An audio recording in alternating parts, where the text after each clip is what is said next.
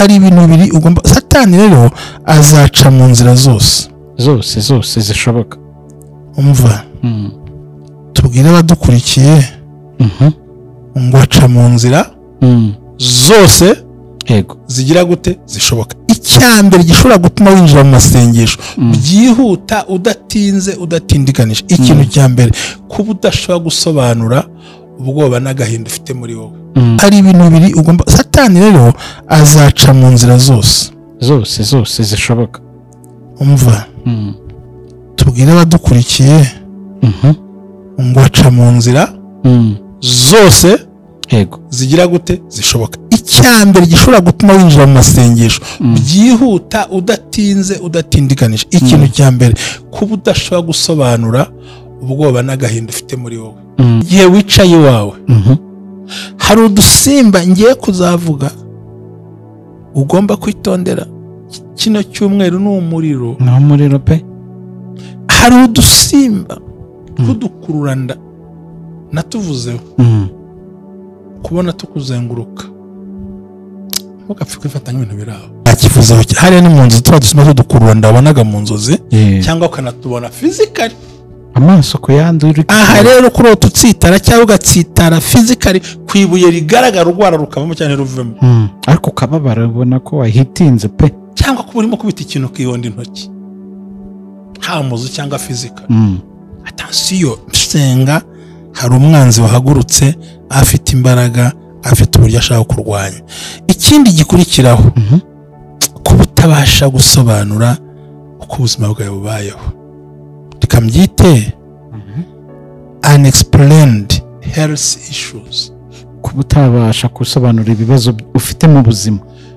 Urwaye ni ikirenge, ni umutwe, ubundi nkagira mu by'ukuri biravanga ukabura ikintu usobanurira umuntu impamvu mu rugo rwawe hari y'indwara nawe utazi ubwoko bwazo. Utarwaye constipation, yarwaye umutwe rwaye igifu, ukabona mu rugo habaye farumasi. Mu gihe cyose ubona ko udashobora kumenya igitera ubuzima buri mu rugo rwawe, uburwayi bukeneye inzara, ingorane, agahinda, kwangwa, gutabwa, ufite ubuzima ubayemo ntabwo ari agatogo kararyoha. Yego, ahubwo ni umucanga uvanze n'urusenda n'amabuye n'amaganga n'inkari n'umwanda n'amazirantoki. Ni situation vraiment idafite color, idafite ishusho, yibwo ifite different colors. Ndabyumva cyane. Igihe utabasha gusobanura impamvu y'ubuzima bwawe, your health, ubuzima, imitsi yarwaye, amaguru, ijisho, ugutwi ntagenda, birasobanura iki? Umujura yatatse ubuzima bwawe. Amahoro y'Imana n'Imana bane nawe. Ubumwe bw'abera ministries itorero sinini nta nubwo ugenda ubaho. Ijambo ry'Imana ryereye riravuga riti umuntu nzajya muganiriza mu nzozi. Iyo urebye igitabo cya 14 bigaragaza ko inzozi ari zo muntu kandi inzozi nicyo cyerekezo cyazajyamo. Hanyuma rero byinshi mu buzima bikunze guhagarikwa n'imbaraga z'abarozi ndetse bakoreshwa na Satani, kuko Satani ubwe ntabwo ajya amenya icyo dutekereza, ahubwo arakeka, yarangiza agakoresha ibirere biturwanya, nk'uko ijambo ryo mu Efeso ryavuze ngo ntidukirana n'abantu ahubwo dukirana n'imbaraga z'ahantu ho mu ijuru z'abanyabushobozi. Na Efeso 6 umurongo w'10.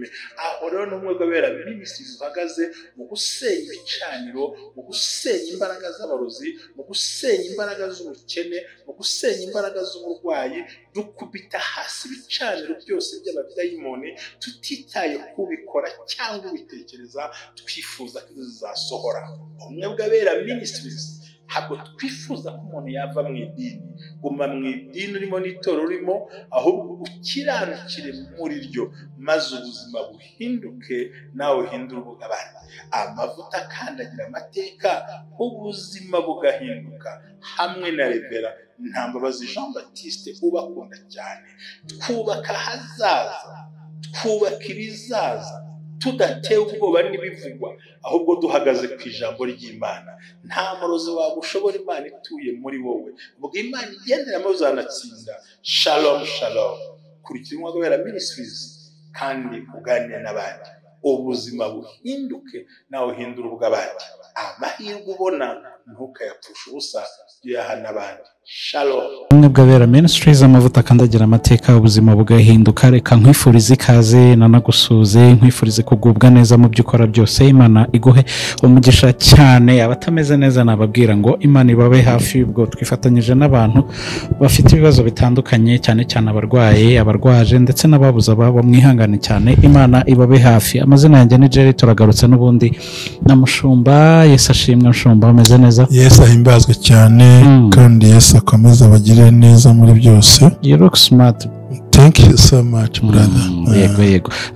Mushumba, turakomeje n'ubundi, ariko ni kwa gusenya igihe ibicaniro by'abarozi n'abapfumu, ariko wavuze ko ari urugendo rurerure ariko rushoboka. Yes. Kugira ngo abantu bakomeze babisobanukirwe neza. Aha abantu bashobora kuvuga se ni iki cyagusunikira mu masengesho? Uramutse ni ibihe bimenyetso wakwibonaho cyangwa ibintu bidasanzwe ushobora kwibonaho cyangwa ukabona ko byagusunikira mu masengesho, avuga uti ndasenga uko biri kose, nkeneye amasengesho bitewe n'ibintu mbonye cyangwa nibonyeho? Urakoze cyane. Tumajwe abantu dukunda yuko amashisho tuyakomeje nk'uko baduhamagara tukabaganiriza. Imana ibahe umugisha.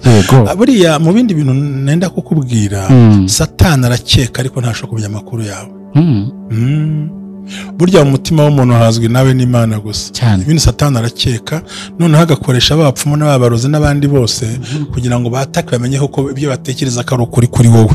Aha rero ari ibintu ugomba kwitondera. Icyakabiri, intwaro nini dufite igira imbaraga, n'Imana intwaro twisengesho. Paul yavuga ngo Roma ngo tugira intwaro zacu si nk'iz'abantu, kuko zigira imbaraga iyo turi imbere y'Imana yo gusenya ibihome, ngo dukubita hasi impaka n'ikintu cyose cyishyiriye hejuru kurwanya kutamenya Imana, ngo twiteguye guhora.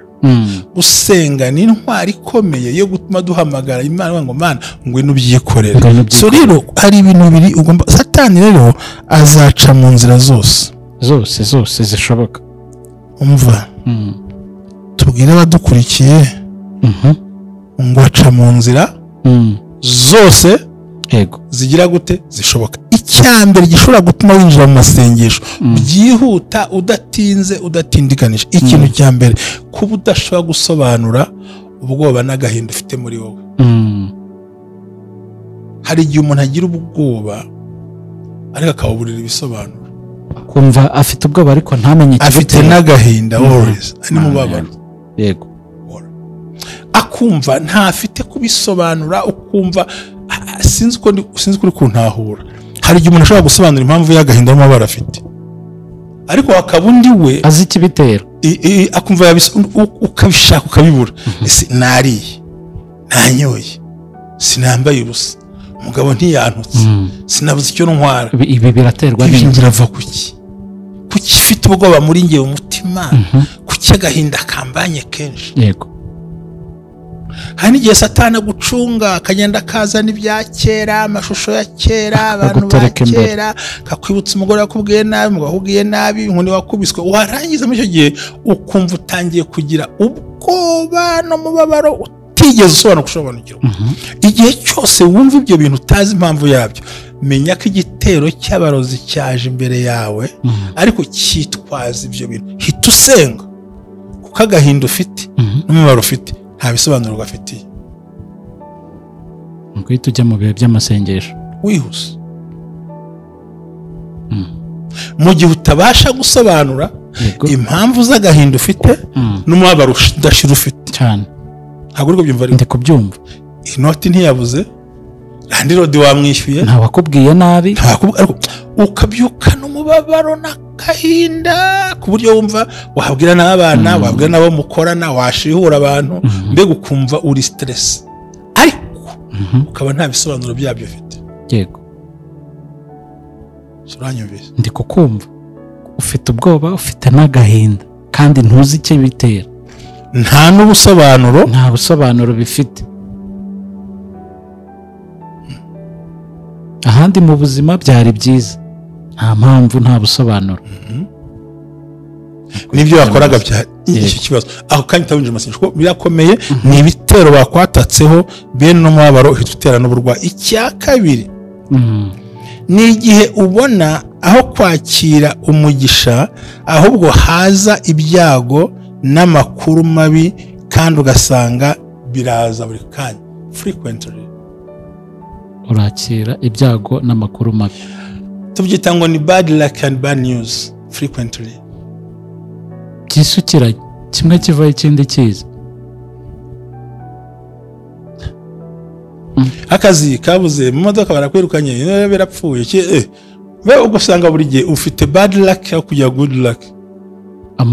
ubwo twavuga amahirwe arabura mabi n'amakuru mabi mu gihe watekereza guhabwa kwakira ibyiza, amakuru meza, kwakira inkuru nziza no kugira umugisha mwiza, ukisanga buri gihe frequently. Urumva ni ibintu bihoraho gisimburana kandi bifite akavuyo muri wowe, ugahora buri gihe ugira amahirwe make mu kazi, mu bantu, mu mibereho, kandi ugahora wumva inkuru mbi buri gihe kuri message yarwaye, ohereza byagize gutyo, ohereza, ugahora muri ibyo bintu. Yego, injira mu masengesho, umwuka w'inyatsi n'ubwambuzi ahambere taneje kwiba ubugingo, hano hakaba kujya kwiba umugisha wawe.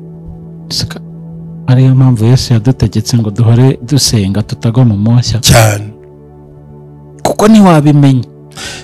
Frequent bad luck and bad news, inkuru mbi n'amahirwe mabi byisukiranye.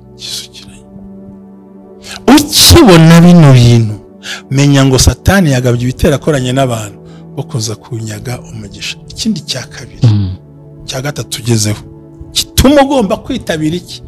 Isengesho kandi udakina. Ahangaha niho hamagara ngo ujye gusenga rye bakwangira abo hamagaye wifashishije ngo bagufashe bakanga, usenga ukabihorera.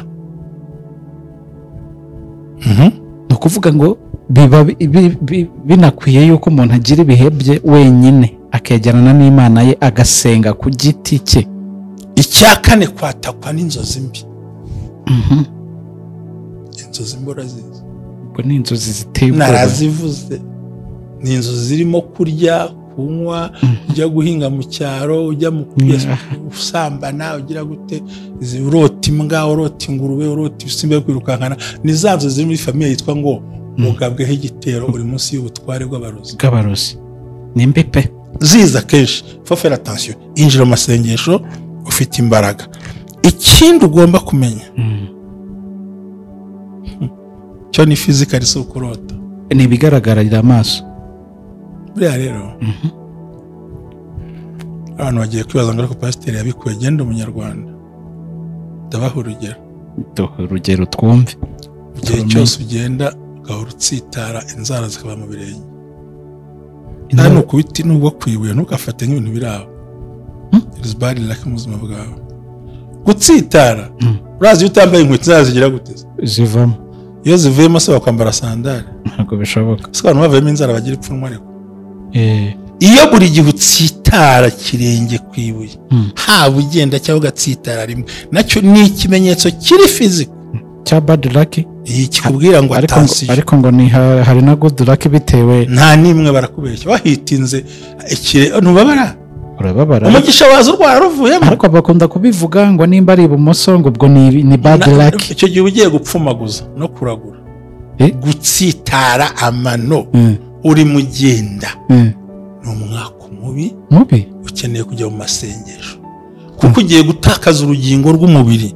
Second ugiye kuva amaraso, kandi twabonye ko iyo amaraso y'umuntu amusohotse hari ikintu kibi. Yego, ubutaka burayanyoye, uratega igikombe se? Oya,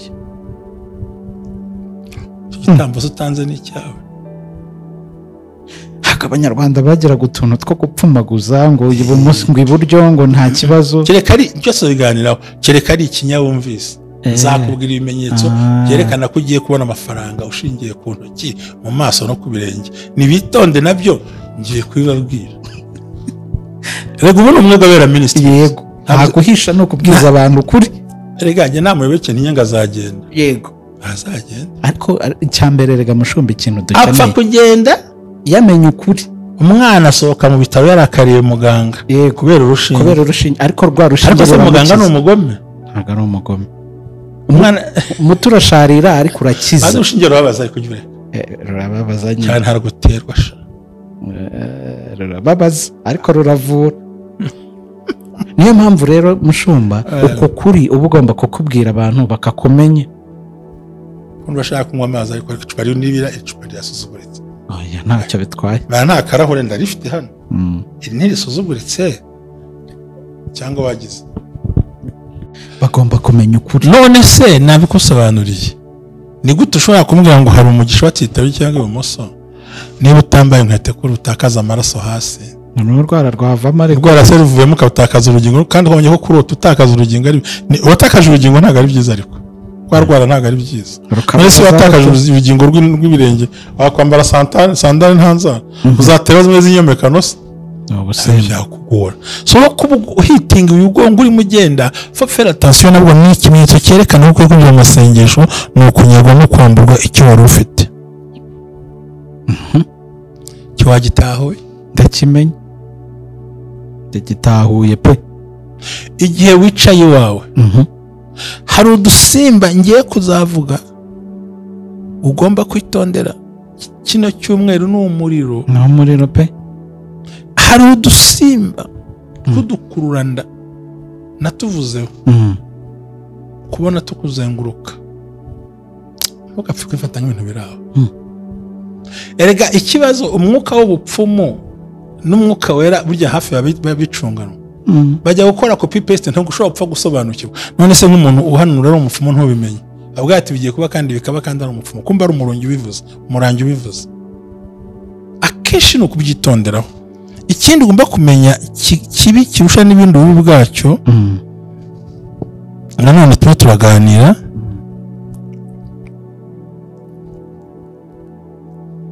nakivuzeho hariya ni mu nzu tuba dusoma tudukurura ndabonaga mu nzozi cyangwa ukanatubona physically amaso ku yandi uri aha rero kuri ututsitara cyangwa ugatsitara physically ku ibuye rigaragara urwara rukavamo cyane ruvemo ariko ukababara ubona ko wahitinze pe cyangwa kuba urimo kubita ikintu ukihonda intoki haba muzu cyangwa physical attention Usenga hari umwanzi wahagurutse afite imbaraga afite uburyo ashaka kurwanya ikindi gikurikiraho kuba utabasha gusobanura uko ubuzima bwawe bubayeho tukambyite unexplained health issues kuba utabasha gusobanura ibibazo ufite mu buzima urwaye ni ikirenge ni umutwe ubundi nkagira mu by'ukuri biravangatirana ukabura ikintu usobanurira umuntu impamvu mu rugo rwawe hari iyi ndwara nawe utazi ubwoko bwazo utarwaye constipation yarwaye umutwe rwaye ukabona mu rugo habaye farumasi mu gihe cyose ubona ko udashobora kumenya igitera ubuzima bubi mu rugo rwawe uburwayi bukeneye inzara ingorane agahinda kwangwa gutabwa ntufite ubuzima ubayemo ntabwo ari agatogo kararyoha yego ahubwo ni umucanga uvanze n'urusenda n'amabuye n'amaganga n'inkari n'umwanda n'amazirantoki ni situation vraiment idafite color idafite ishusho ahubwo ifite different colors ndabyumva cyane igihe utabasha gusobanura impamvu y'ubuzima bwawe your health ubuzima imitsi yarwaye amaguru ijisho ugutwi ntagenda birasobanura iki umujura yatatse ubuzima bwawe kandi agomba kubwangiza kandi kubwangiza bwiza si uko upfa ahubwo ni uko upfa uhagaze n'utwo ukoreba tukagira gute tukahagendera ku kazi bakazakwirukana nta kintu wabizi ukaza kuba umuzigo w'abandi bantu ukagurisha ubusambu ngo wivuze ukanapfa utanakize bigashiriraho ugasiga umuryango wanamye ku gasozi ibyo wahashye bikajyana nawe kandi umugabo gito ajyana n'ibyo yahashye ntacyo asigaye abasize kandi uburyo umugabo muzima ntabwo bamushimira icyo ajyanye aho bamushimira ibyo asize kandi wowe urabyijyaniye mu gihe utabasha gusobanura impamvu z'imibereho yawe hita winjira mu masengesho yego ikindi nshaka kubabwira ibibazo the financial difficulties ubwo ni ukuvuga ibibazo mu finance mu mafaranga byerekeranye n'ubutunzi bw'amafaranga se kumbona bivuga utababaye ingorane ese ubwo urumva bitababaje ingorane utabasha mu mafaranga ukagira ingorane ugurije nta kwishyura wowe uyaguhaye ukabura imbaraga amadeni impapuro indura amatelefone ukumva ni ibintu bimeze nabi cyane. hari igihe byo kwaka amafaranga ukumva wakwirukanka cy'amasengesho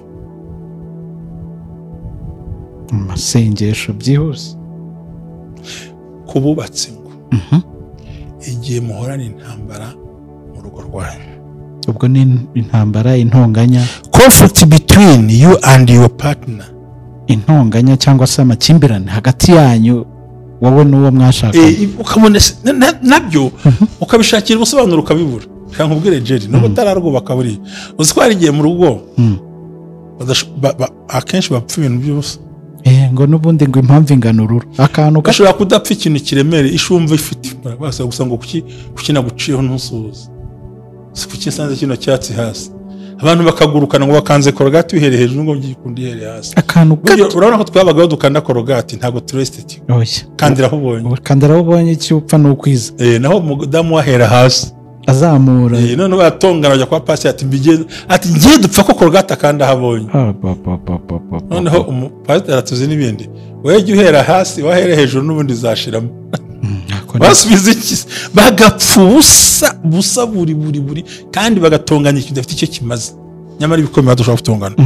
Icyanyuma rero ni igihe urose ubona umuntu udasanzwe mu buzima bwawe ariko asa nkaho ubona arimo kwinjirira cyane kandi utanamuzi neza, akubaza utubazo dutandukanye kandi ntumuzi no mu maso nkaho umuzi. Icyanyuma ariko si icyanyuma biracyakomera, yego, kuba wakwibonaho ikimenyetso cyo kwa Satani. Cyo kwa Satani ni ikiheze, n'izanda sago ni ya myotso ni bya bindi byubishyiraho none hari n'ababyuka bagasanga bacitse ibisebe. Njya mbyumva umuntu araryama agasanga ngo hari yavuye amaraso bamukataguye nk'urwembe, biragaragara gutya.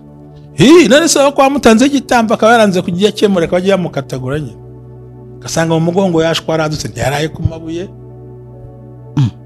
Range nuko nangiye kuvumira umutagatifu mu ijuru rye. Burya nta mfite tatuwaje mufite ibibazo.